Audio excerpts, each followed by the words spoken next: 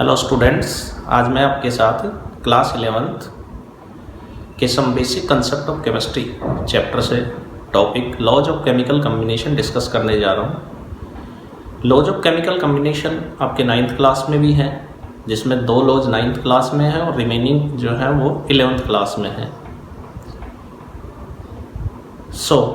Laws of chemical combination discuss करने से पहले हम बात कर रहे हैं what is chemical combination, what is chemical reaction. In general chemical combination और chemical reaction is breaking of old bonds which are present in reactants and formation of new bonds between these reactant species to give product।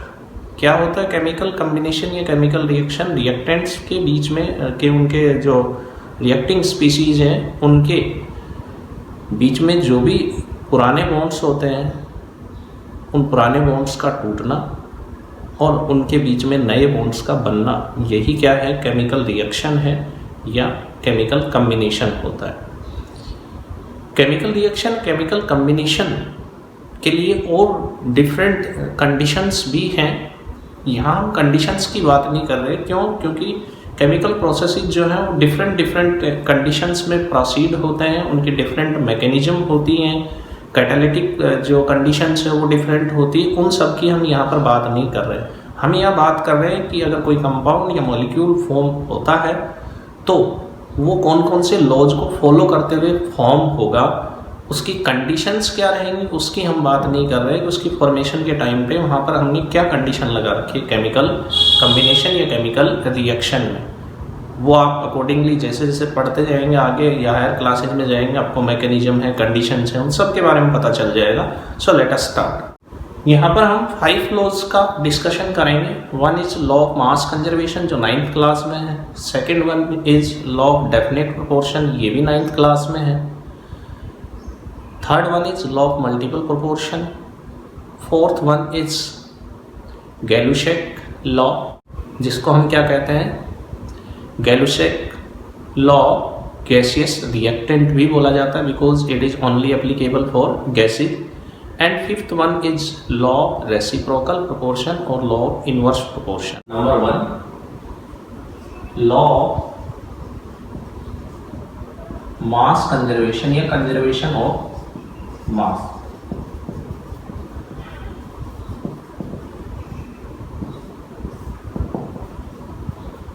एक चीज और मैं आपको यहाँ पर बता दूं, यहाँ हम थियोरेटिकल पोर्शन की बात कम करेंगे। मीन्स थियोरेटिकल जो पोर्शन है उसको पहले डिस्कस नहीं करेंगे। यहाँ पर हम पहले एग्जाम्पल डिस्कस करेंगे। उस एग्जाम्पल के बेसिस पर लॉ को किस तरह से डिफाइन किया जाएगा उसकी बात करेंगे। जनरली हमारे साथ ये प्रॉब्लम बहुत बड़ी होती है कि हम थियोरेटिकल चीज़ को पहले पढ़ते हैं और एग्जाम्पल्स को बाद में याद करते हैं। अगर आप इन लॉज के अंदर एग्जाम्पल्स को पहले कंसीडर करेंगे और एग्जाम्पल्स को अगर समझ करके फिर डेफिनेशन खुद जनरेट करेंगे, दैट इज़ मच बेटर। वो ज़्यादा अच्छा रहेगा आपके लिए, क्योंकि थियोरेटिकल डेफिनेशन याद करके फिर एग्जाम्पल याद करना, फिर वो आपस में एक दूसरे में मिक्सअप हो जाते हैं। इसलिए मेरी एडवाइस यही है आपको कि आप पहले एग्जाम्पल को समझ करके फिर डेफिनेशन जनरेट कीजिए। लॉ ऑफ मास कंजर्वेशन में मैं एग्जाम्पल लेकर के चल रहा हूँ। बड़े सिंपल एग्जाम्पल ले रहा हूँ मैं, जिसमें आप 9th क्लास में भी उनको कंसीडर कर सकते हैं। H2 plus O2 converted into H2। यहाँ पर ऑक्सीजन 2 है, यहाँ पर ऑक्सीजन 1 है, तो बैलेंसिंग के लिए मैं यहाँ पर 2 ले लूँ। अब हाइड्रोजन इधर 4 हो गए, इधर कितने हो गए? 2, तो यहाँ पर 2 हाइड्रोजन आ जाएंगे। मीन्स ये इसकी बैलेंस्ड केमिकल इक्वेशन बनेगी। एक चीज और मैं आपको क्लियर कर दूं, यहाँ पर जो आपको नंबर दिखाई दे रहा है रिएक्टेंट प्रोडक्ट के सामने, this number is number of moles. क्योंकि केमिकल रिएक्शंस की जो बैलेंसिंग है वो नंबर ऑफ मोल्स के बेसिस पर की जाती है। These are number of moles of reactant और प्रोडक्ट्स। और जहाँ पर कोई नंबर नहीं है वहाँ कितना आएगा? 1। और इसमें जो मास कंसीडर करेंगे हम हर स्पीसी का, वो उसका मोलर मास कंसीडर करेंगे। मैं एक एग्जांपल ले रहा हूँ पहले। हाइड्रोजन का जो यूनिफाइड मास होता है वो 1 होता है। 1 यूनिफाइड मास, वो हाइड्रोजन के एक एटम का मास होता है। अगर मैं हाइड्रोजन के मोलर मास की बात करूँ तो कितना होता है 1 ग्राम होता है। तो यहाँ पर जितने भी हम मास कंसीडर करेंगे सभी लॉज के अंदर या किसी भी रिएक्शन के अंदर, केमिकल रिएक्शन में जो मास कंसीडर किया जाता है वो उसका मोलर मास कंसीडर किया जाता है, चाहे वो एटॉमिक मास है और चाहे वो मॉलिकुलर मास है। Late us start. तो ये आपकी बैलेंसिंग होगी रिएक्शन की। इस बैलेंसिंग के अकॉर्डिंग 4 ग्राम ऑफ हाइड्रोजन, क्योंकि हाइड्रोजन का 1 ग्राम होता है मोलर मास, तो 4 हाइड्रोजन है तो कितना हो जाएगा 4 हाइड्रोजन का मतलब 4 मोल्स है हाइड्रोजन का, तो 4 ग्राम हो जाएगा। ऑक्सीजन का 1 मोल है तो 1 मोल ऑक्सीजन मॉलिक्यूल का मास होता है 32 ग्राम। 1 मोल ऑक्सीजन एटम का मास होता है 16 ग्राम, मॉलिक्यूल का मास होता है 32 ग्राम, जो हम एटॉमिक मास मॉलिकुलर मास में डिस्कस कर चुके हैं। वाटर के मॉलिक्यूल का मास होता है 18 ग्राम, 2 मॉलिक्यूल्स का मास हो जाएगा 36 ग्राम। 4 + 32 ग्राम 36 ग्राम, और इधर प्रोडक्ट भी कितना है 36 ग्राम। अब मैं डेफिनेशन पर आता हूँ। What is definition of mass conservation? In any chemical process or chemical reaction, always total mass of reactant is equals to total mass of product. Means reactant और product का जो mass है वो कंजर्व रहता है, कांस्टेंट रहता है, mass neither be created nor be destroyed. Therefore this law is like energy conservation law, जिसमें हम बताते हैं कि energy neither be created nor be destroyed. It can convert one form to another form. यहाँ पर भी मास के लिए वही चीज एप्लीकेबल है कि during chemical reaction mass neither be created nor be destroyed. जितने रिएक्टेंट्स प्रेजेंट है उनका टोटल मास और जो प्रोडक्ट बनेंगे उनका टोटल मास हमेशा क्या रहेगा, कंजर्व रहेगा, सेम रहेगा, कांस्टेंट रहेगा और चेंज नहीं होगा। This is law of mass conservation. और दूसरी जगह पर हम लगाते हैं इसको C+O2 कन्वर्टेड इनटू CO2। अगर कार्बन और ऑक्सीजन एक दूसरे से रिएक्ट करते हैं, ऑक्सीजन यहाँ पर सफिशिएंट ऑक्सीजन की बात कर रहा हूँ, अगर ऑक्सीजन का अमाउंट सफिशिएंट है तो कार्बन डाइऑक्साइड बनाएगा, और अगर इनसफिशिएंट ऑक्सीजन में ऑक्सीजन होता है यानी ऑक्सीजन का अमाउंट कम रहता है तो कार्बन मोनोऑक्साइड भी बना सकता है। मैंने बताया था आपको, मैं कंडीशंस की बात नहीं कर रहा हूँ, मैं सिंपल ये बात कर रहा हूँ कि जो रिएक्शन हो रही है उसके अंदर मास कंजर्व है कि नहीं। रिएक्शन डिफरेंट तरीके से हो सकती है, सर्कमस्टांसेस चेंज होंगे, रिएक्शन चेंज हो सकती है। तो हम यहाँ पर बात कर रहे हैं किसकी, मास कंजर्वेशन की, ना कि सर्कमस्टांसेस की। C+O2 converted into CO2, carbon का 1 मोल का जो मास होता है एटॉमिक मास 12 ग्राम होता है, ऑक्सीजन 1 मॉलिक्यूल का कितना होता है 32 ग्राम, और यहाँ पर 12 + 32 कितना आ जाएगा 44 ग्राम। प्रोडक्ट में दोनों का सम करेंगे 44 रहेगा तो टोटल 44 ग्राम, और यहाँ पर भी सम हो जाएगा तो कितना आ जाएगा 44 ग्राम, 12 ग्राम एंड 12 ग्राम। मैं मोलर मास को कंसीडर कर रहा हूँ, प्रोडक्ट का मास, रिएक्टेंट का मास भी 44 ग्राम है टोटल मास, प्रोडक्ट का भी क्या है 44 ग्राम। तो अब आपको डेफिनेशन क्लियर होगी। और एग्जांपल ले लेता हूँ मैं, N2 + O2 converted into NO, this is called nitric oxide. Nitrogen और ऑक्सीजन की रिएक्शन में नाइट्रिक ऑक्साइड बनता है। बैलेंसिंग के लिए यहाँ पर 2 आ जाएगा। मोलर मास नाइट्रोजन का 28 ग्राम होगा, ऑक्सीजन का 32 ग्राम होगा। नाइट्रोजन का एटॉमिक मास 14 ग्राम, ऑक्सीजन का 16 ग्राम, 30, तो 2 × 30 gram, this is 60 gram and 60। Means हमेशा केमिकल कॉम्बिनेशन में मास क्या रहेगा, कंजर्व रहेगा। Total mass of reactant is equals to total mass of product. एक चीज मैं और यहाँ पर डिस्कस करना चाह रहा था, मैंने अभी बात की थी कि केमिकल रिएक्शन सर्कमस्टांसेस पर डिपेंड करती हैं कि केमिकल रिएक्शन किस तरह से होंगी। अदरवाइज हाइड्रोजन और ऑक्सीजन या नाइट्रोजन और ऑक्सीजन के बीच में जो रिएक्शंस हैं वो जितना आसानी से होती हुई रिएक्शन दिख रही उतना आसान नहीं होता। ये रिएक्शंस बहुत डिफरेंट जो है कंडीशंस में प्रोसीड होती हैं। अगर उन कंडीशंस को नहीं रखें तो मे बी रिएक्शन हो ही ना, और होगी तो जो यील्ड होगी प्रोडक्ट की वो बहुत कम होगी। तो जो रिएक्शंस हैं उनके अंदर उनके कैटालिटिक कंडीशंस, उनके टेम्परेचर कंडीशंस, ये अपने आप में बड़ी इम्पोर्टेंस रखती हैं। इनके बारे में आपको आगे आगे जब आप पढ़ेंगे तो पता चल जाएगा। नाइट्रोजन और ऑक्सीजन, एटमॉस्फेयर के अंदर नाइट्रोजन 79% ऑलमोस्ट, और ये 21% हम मान के चल रहे हैं अप्रॉक्सीमेटली। अगर ये रिएक्शन इतनी आसानी से होती तो ये तो बहुत ज़्यादा अमाउंट में, और ये बहुत कम अमाउंट में। अब तक ऑक्सीजन ख़त्म हो चुका होता है एटमॉस्फेयर के अंदर, लेकिन ऐसा नहीं होता, ये रिएक्शन आसानी से प्रोसीड नहीं होती। अब किन कंडीशंस में प्रोसीड होती है? अगर ये आसानी से प्रोसीड नहीं होती तो इसकी मैं यहाँ पर बात कर लेता हूँ, क्योंकि ये एक नेचुरल फिनोमिनन है, इसलिए मैं यहाँ पर इसकी बात कर रहा हूँ। और इसकी भी मैं एक बार बात करूँगा। जो नाइट्रोजन और ऑक्सीजन की रिएक्शन है वो एटमॉस्फेयर के अंदर लाइटनिंग के दौरान होती है, जब बिजली कड़कती है आसमान के अंदर, तब नाइट्रोजन और ऑक्सीजन की रिएक्शन होती है आपस में एक दूसरे के साथ। लेकिन कितनी रिएक्शन होती है? जितनी उस लाइटनिंग के कांटेक्ट में आती है उतना ही नाइट्रोजन और ऑक्सीजन इस रिएक्शन से NO के अंदर कन्वर्ट हो पाता है। उसको हम बोलते हैं इलेक्ट्रिक स्पार्क। क्या जनरेट होता है वहाँ पर? इलेक्ट्रिक स्पार्क जनरेट होता है जब लाइटनिंग होती है। उसके कांटेक्ट में जितनी नाइट्रोजन और ऑक्सीजन आएगी वो नाइट्रिक ऑक्साइड में कन्वर्ट हो जाएगी। ये इलेक्ट्रिक स्पार्क हम खुद भी जनरेट कर सकते हैं। किसमें?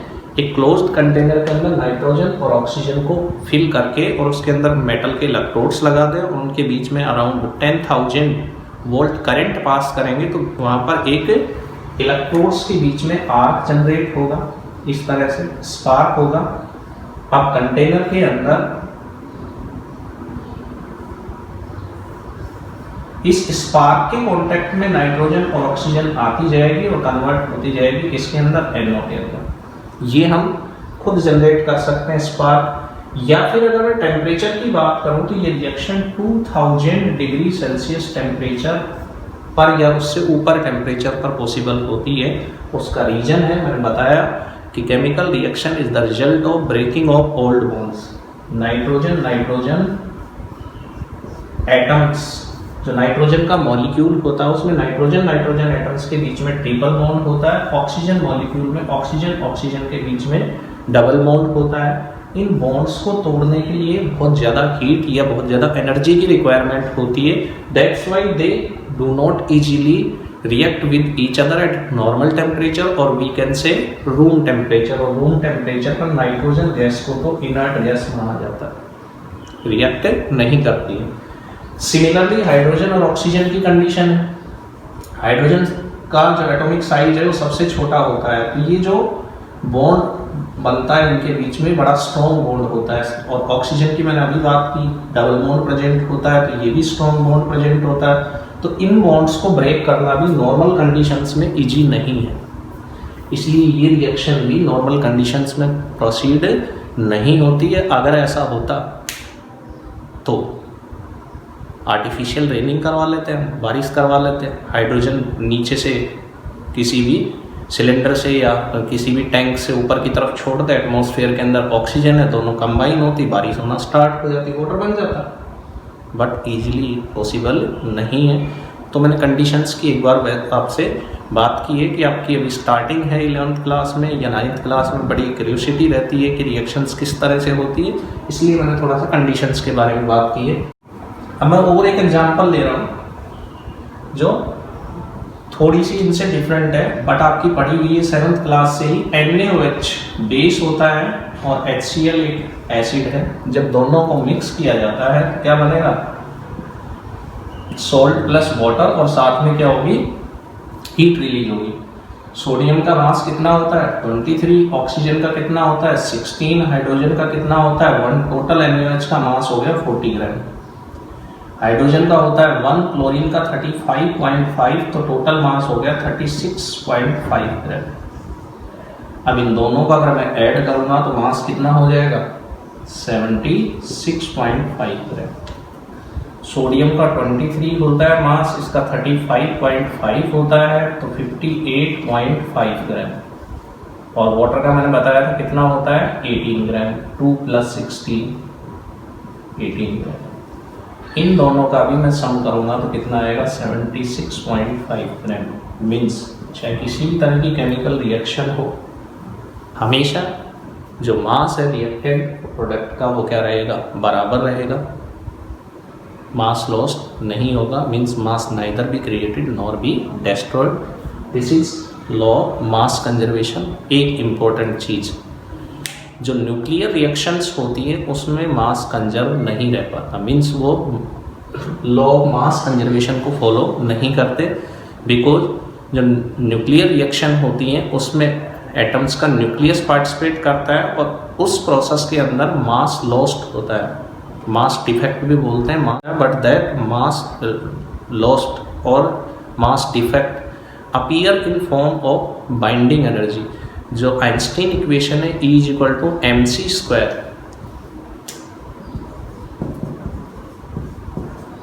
इसके अकॉर्डिंग जो मास लॉस्ट होता है वो किसकी फॉर्म में अपीयर होता है, एनर्जी की फॉर्म में अपीयर हो जाता है, that is called binding energy of nucleus. जो न्यूक्लियस के अंदर न्यूक्लियॉन्स प्रेजेंट होते हैं उनको बाइंड रखने के लिए जो एनर्जी काम में आती है that is called binding energy.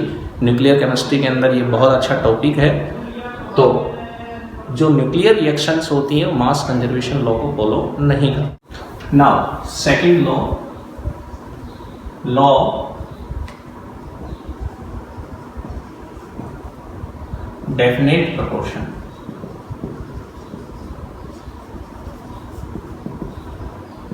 Given by Joseph Proust, J Proust scientist का नाम था। इससे पहले जो लॉ ऑफ मास कंजर्वेशन था विच वाज गिवन बाय लेवासियर, लेवासियर भी साइंटिस्ट का नाम था, दोनों ही फ्रेंच साइंटिस्ट थे। अब इसमें भी मैं पहले एग्जांपल कंसीडर कर रहा हूं, उसके बाद मैं डेफिनेशन की बात करूंगा। What is law of definite proportion, ये 9th क्लास में भी है और ये 11th क्लास में भी। We have H2O and CO2. In H2O, combination of hydrogen and oxygen by mass is, hydrogen का मास 2 और ऑक्सीजन का मास 16 है। इन दोनों का अगर रेशियो निकालेंगे तो 1:8 आएगा। कार्बन डाइऑक्साइड के अंदर बाई मास जो रेशियो है 12:32 का रेशियो है। इन दोनों का जब सिंपल रेशियो निकालेंगे तो 3:8 का रेशियो आएगा। अब वाटर जो है वो उसकी 3 फिजिकल स्टेट है, सॉलिड, लिक्विड और गैस। चाहे किसी भी फिजिकल स्टेट में वाटर प्रेजेंट हो, अगर वाटर का मॉलिक्यूल H2O की फॉर्म में है तो, या टैप वाटर है मान लिया, रिवर का वाटर है, रेन वाटर है, डिस्टिल्ड वाटर है,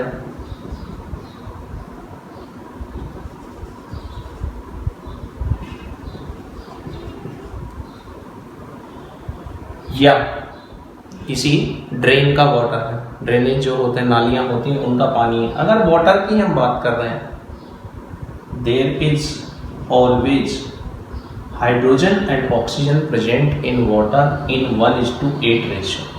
वाटर चाहे किसी भी फिजिकल स्टेट में है, चाहे वो किसी भी सोर्स से ऑब्टेन किया गया है, चाहे वो केमिकल रिएक्शन में H2 + O2 converted into H2O chemical reaction में बना हुआ है। अगर वाटर मॉलिक्यूल प्रेजेंट है तो वाटर मॉलिक्यूल के अंदर हाइड्रोजन और ऑक्सीजन बाई मास एक डेफिनेट प्रोपोर्शन में प्रेजेंट होंगे 1:8। Similarly carbon dioxide carbon plus oxygen की रिएक्शन से भी ऑब्टेन होता है CO2। Carbon monoxide plus half oxygen की रिएक्शन से भी CO2 ऑब्टेन होता है। एक्सेलेशन में CO2 होता है रिलीज। कैल्शियम कार्बोनेट CaCO3, इसका डिकम्पोजिशन जब किया जाता है तो CaO कैल्शियम ऑक्साइड और CO2 बनता है। अलग अलग सोर्स से कार्बन डाइऑक्साइड ऑब्टेन हो रहा है। इफ कार्बन डाइऑक्साइड का मॉलिक्यूल एग्जिस्ट करता है कहीं पर purely, then it always contain 3:8 ratio of carbon and oxygen. हमेशा उसके अंदर कार्बन और ऑक्सीजन का रेशियो क्या रहेगा, 3:8। This is called law definite proportion. कैसे डिफाइन कैसे करेंगे इसको, इन ए कंपाउंड और मॉलिक्यूल, किसी कंपाउंड या मॉलिक्यूल में always combining elements present in definite proportion by their mass। Combining element हमेशा एक डेफिनेट प्रोपोर्शन में प्रेजेंट होंगे by their mass whether the compound और मॉलिक्यूल, चाहे उस कंपाउंड और मॉलिक्यूल को is obtain from any source, किसी भी सोर्स से ऑब्टेन किया गया हो, और प्रिपेयर्ड बाय एनी मेथड, किसी भी मेथड से उसको प्रिपेयर किया गया हो, हमेशा जो कंबाइनिंग एलिमेंट्स हैं वो एक डेफिनेट प्रोपोर्शन में प्रेजेंट होंगे। मींस मॉलिक्यूल्स के जो फॉर्मूले होते हैं वो डेफिनेट होते हैं, उनके अंदर जो कंबाइनिंग एलिमेंट्स हैं उनका मास डेफिनेट होता है, वो उनके सोर्स ऑफ ऑब्टेनिंग और उनके जो केमिकल कम्बिनेशन है उस पर डिपेंड नहीं करेगा। This is called law of definite proportion. मैं वापस रिपीट कर देता हूँ, इन ए कंपाउंड और molecule always combining elements combine with each other in a definite proportion by their mass whether the compound or molecule is obtained from any source or from any chemical combination। एक चीज की मैं और बात कर रहा हूँ, पिछले लॉ के अंदर हमने एक लिखा था C+O2 कन्वर्टेड इनटू CO2 और C+½ converted into carbon monoxide. ये सफिशिएंट ऑक्सीजन की प्रेजेंस में है और ये है इनसफिशिएंट। जब ऑक्सीजन की फ्री सप्लाई होती है, फ्री सप्लाई मतलब बहुत ज़्यादा अमाउंट में ऑक्सीजन रहता है, तो हमेशा कार्बन बर्न होकर के क्या बनाता है, CO2 बनाता है। और अगर ऑक्सीजन की सप्लाई लिमिटेड रहती है, ऑक्सीजन कम अमाउंट में रहता है, it always form carbon monoxide.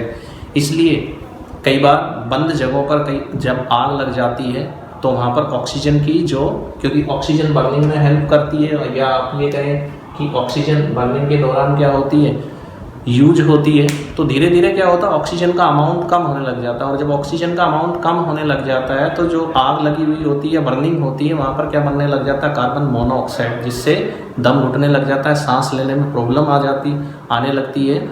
और कार्बन मोनोऑक्साइड जो है वो हाईली टॉक्सिक होती है, बहुत ज़्यादा टॉक्सिक होती है, जो ब्लड के अंदर पहुंचने के बाद कार्बोक्सी हीमोग्लोबिन बना लेता है। ऑक्सीजन ऑक्सी हीमोग्लोबिन बनाता है, कार्बन मोनोऑक्साइड कार्बोक्सी हीमोग्लोबिन बना लेता है, which is 300 times more complex than oxy haemoglobin, जो 300 गुना ज़्यादा कॉम्प्लिकेटेड होता है और ब्लड में ऑक्सीजन की सप्लाई को रोक देता है, डेथ हो जाती है। इसलिए कार्बन मोनोऑक्साइड जो है वो हाईली टॉक्सिक गैस मानी जाती है। कार्बन डाइऑक्साइड टॉक्सिक नहीं है, this is not toxic, but higher concentration जो कार्बन डाइऑक्साइड की है विच इज हार्मफुल, वो हार्मफुल होती है लेकिन टॉक्सिक नहीं है। अगर कार्बन डाइऑक्साइड टॉक्सिक होती तो हमारी बॉडी के अंदर कार्बन डाइऑक्साइड होती है। तो ये कुछ छोटे छोटे फैक्ट्स हैं जिनके बारे में दिमाग में हमेशा रहता है। बहुत सारे बच्चे जब हम पूछते हैं क्लास में, हायर क्लासेज में, इवन 12th क्लास में पूछते हैं, तो बच्चे बोलते हैं CO2 is toxic. CO2 is not toxic, but carbon monoxide is toxic, जहरीली होती है। अगर ये बॉडी के अंदर एंटर करेगी तो डेफिनेटली डेथ होगी। और बनती कैसे हो मैंने आपको बता दिया, सेम प्रोसेस है, बस सिर्फ डिफरेंस किसका है, ऑक्सीजन की सप्लाई का। Law multiple proportion,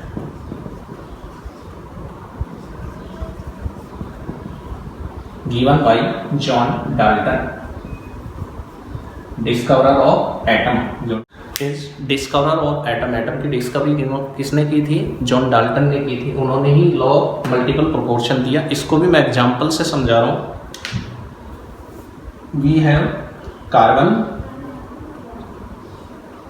dioxide and carbon monoxide. अभी बताया था मैंने दोनों किस तरह से बनती है, कार्बन मोनोऑक्साइड है और कार्बन डाइऑक्साइड है।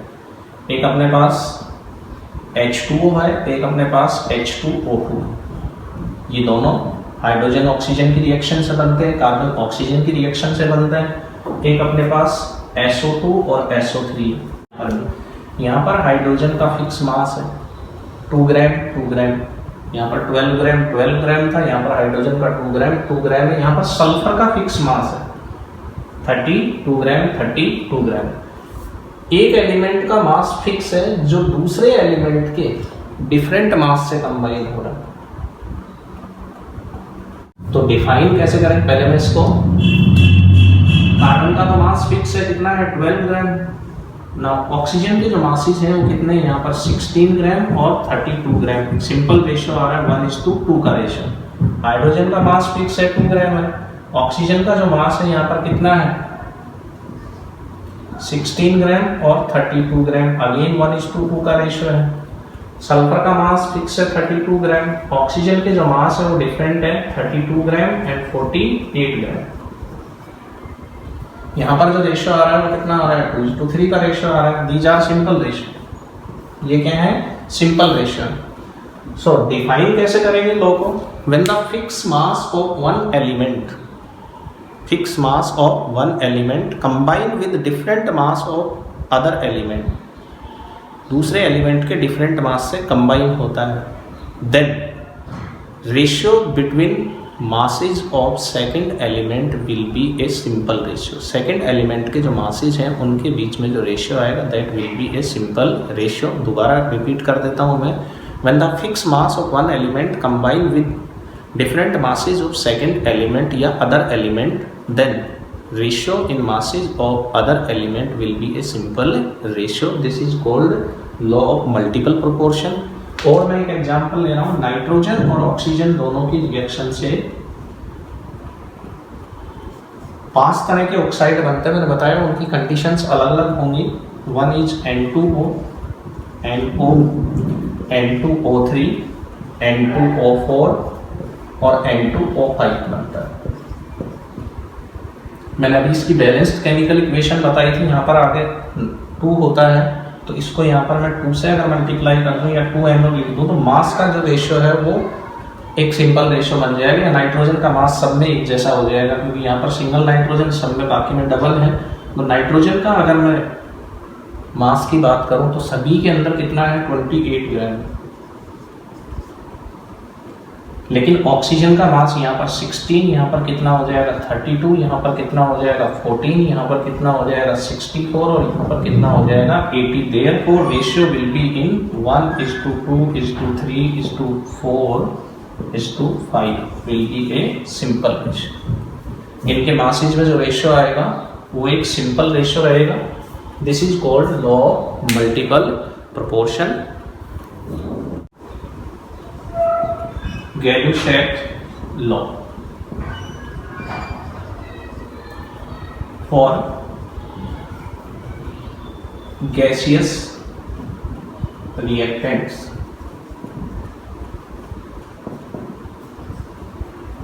गैलुशैक लॉ जो है वो गैलुशैक ने ही दिया था, इसलिए उनके नाम से ही इस लॉ को दिया जाता है। And this is only applicable for gases. ये किस पर एप्लीकेबल है, केवल गैसेज पर एप्लीकेबल है, सॉलिड और लिक्विड पर एप्लीकेबल नहीं होता है। किस तरह से डिफाइन किया जाता है इसको, at same temperature and pressure, temperature and pressure, volume of reactant and product gases always remains in simple ratio equal to their molar और mole ratio.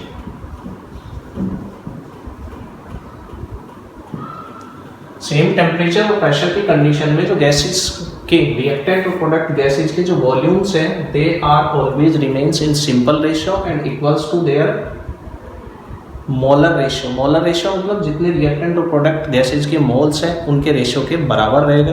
This is called Gay Lussac law. It means हम ये कह सकते हैं कि equal volume of gases containing equal number of moles. Avogadro जो hypothesis है उसके अंदर हम इक्वल नंबर ऑफ मॉलिक्यूल्स बात करते हैं, यहाँ पर हम ये कह सकते हैं कि equal volume of gases at same temperature and pressure containing equal number of moles also. So मैं एग्जाम्पल लेकर के चल रहा हूँ। We have H2 plus Cl2 converted into 2HCl।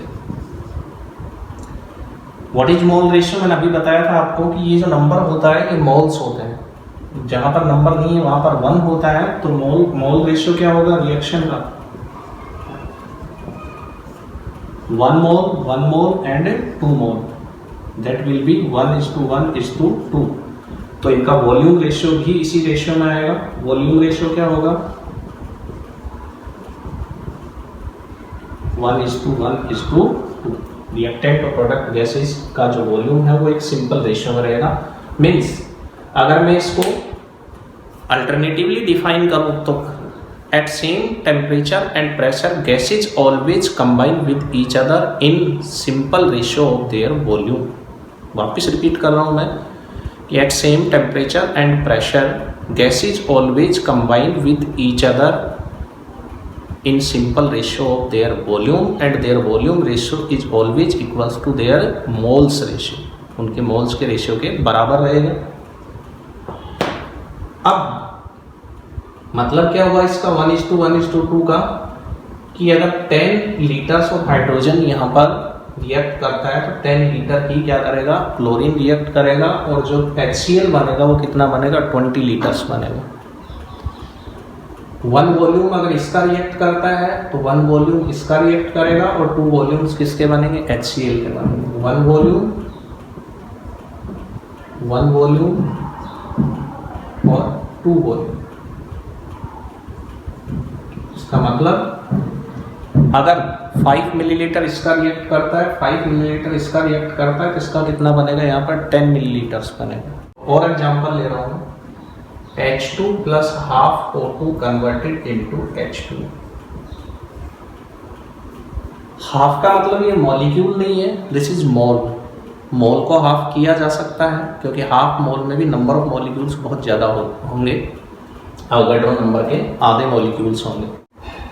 जो मोल रेशियो आएगा वो क्या आएगा, 1:1/2। मतलब अगर 10 लीटर हाइड्रोजन रिएक्ट करेगा तो उसके साथ 5 लीटर ऑक्सीजन रिएक्ट करेगा, और वाटर कितना बनेगा, 10 लीटर।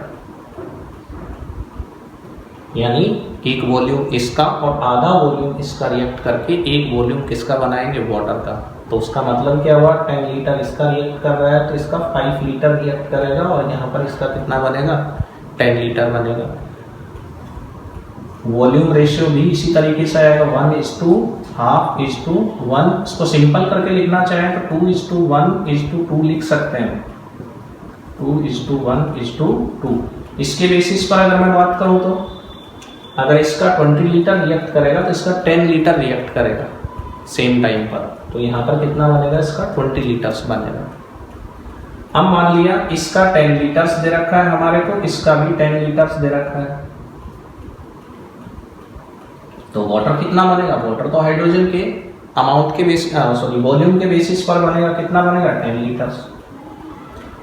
तो यहाँ पर जो 10 लीटर है उसमें से 5 लीटर जो ऑक्सीजन है वो अनरिएक्टेड रहेगा, वो रिएक्ट नहीं करेगा।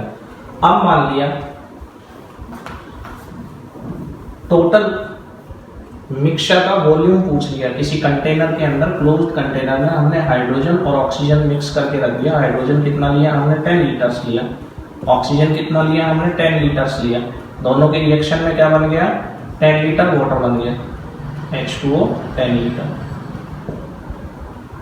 10 लीटर हाइड्रोजन, 10 लीटर ऑक्सीजन, और रिएक्शन के अकॉर्डिंग उनसे क्या बना, 10 लीटर वाटर बन गया।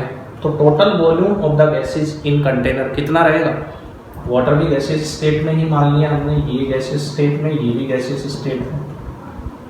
तो हाइड्रोजन तो टोटल रिएक्ट कर चुका, लेकिन ऑक्सीजन कितना बचा हुआ आपके पास, 5 लीटर्स बचा हुआ है, और वाटर कितना बन गया, 10 लीटर। तो 10 + 5 कितना हो जाएगा, total volume of the container in gases,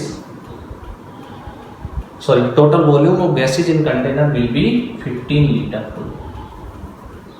15 litre. इस तरह से आप गैलिशियक लॉ को समझ सकते हैं। मैं लेकर के चल रहा हूं लॉ रेसिप्रोकल प्रोपोर्शन, इसको इनवर्स प्रोपोर्शन भी बोलते हैं।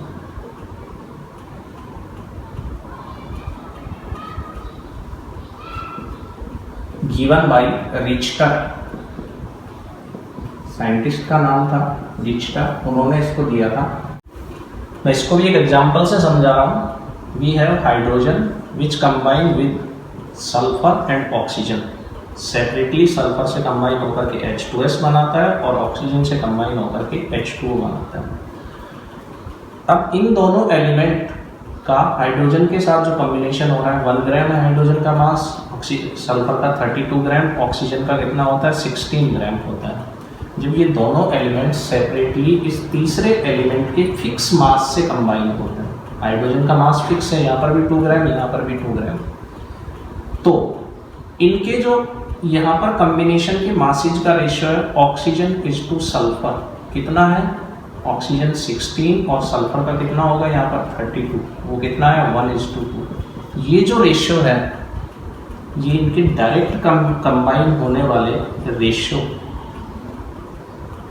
32:32, 1:1, या तो इस रेशियो के इक्वल रहेगा ये रेशियो या इसके सिंपल मल्टीपल के अंदर रहेगा। This is called law of reciprocal proportion और इनवर्स प्रोपोर्शन। मैं इसको डिफाइन कर रहा हूँ। When two elements separately combine with fixed mass of third element, then mass ratio of these elements in their separate combination will be in simple ratio of mass of their direct combination or multiple ratio of mass of their direct combination। Separate combination का जो मास है 1:2 है और direct combination का क्या है 1:1। ये दोनों रेशियो या तो एक दूसरे के इक्वल रहेंगे या एक दूसरे के मल्टीपल में रहेंगे। और मैं एक एग्जांपल ले रहा हूँ, carbon, oxygen and sulphur, CO2 direct combination में CO2 बनाएगा और ये CS2 बनाएगा, और अगर ये यहाँ पर कंबाइन होंगे तो ये SO2 बनाएगा। कार्बन का मास 12 ग्राम होता है, ऑक्सीजन का 16 ग्राम, सल्फर का 32 ग्राम। तो जब ये दोनों एलिमेंट सेपरेटली थर्ड एलिमेंट के फिक्स मास से कंबाइन होते हैं तो यहाँ पर जो इनका मास रेशियो आएगा इन दोनों एलिमेंट्स का, यहाँ पर इन दोनों का मास रेशियो क्या आएगा, ऑक्सीजन का 32 और सल्फर का 64, 1:2 रेशियो आएगा।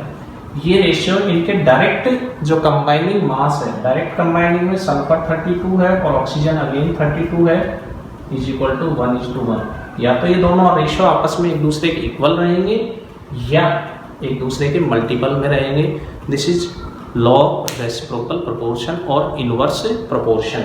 एक और एग्जांपल ले लेता हूँ मैं। We have oxygen which combine with carbon and aluminium. Carbon से कंबाइन होकर के ये CO2 बनाएगा, एल्यूमिनियम से कंबाइन होकर के ये Al2O3 बनाएगा।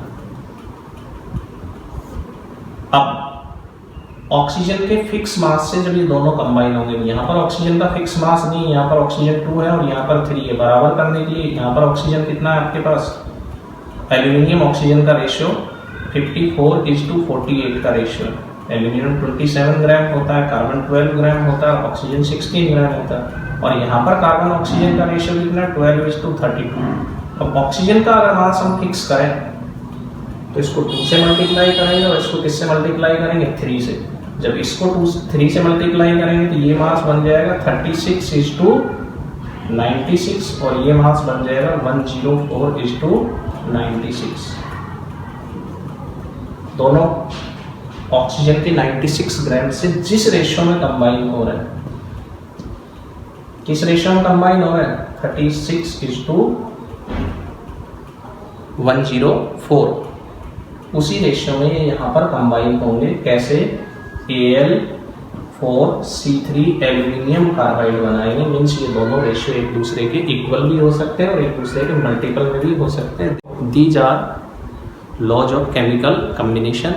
अब यहाँ पर आपका जो 11th क्लास के NCERT के सिलेबस के जो वीडियोज़ हैं वो ऑलमोस्ट कंप्लीट हो चुके हैं। मेरे YouTube चैनल पर सारे वीडियोज़ अवेलेबल हैं, तो आप सभी वीडियोज़ को देखने के लिए सब्सक्राइब कीजिए।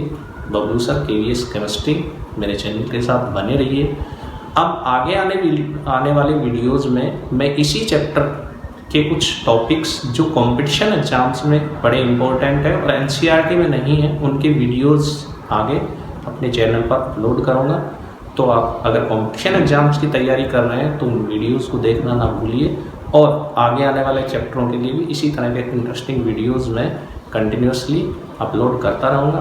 तो सब्सक्राइब नहीं किया है तो अभी सब्सक्राइब कीजिए मेरे channel Bablu sir KVS chemistry, और इसी तरह से इंटरेस्टिंग वीडियोज़ के लिए आप कंटिन्यूसली बने रहिए। Thank you.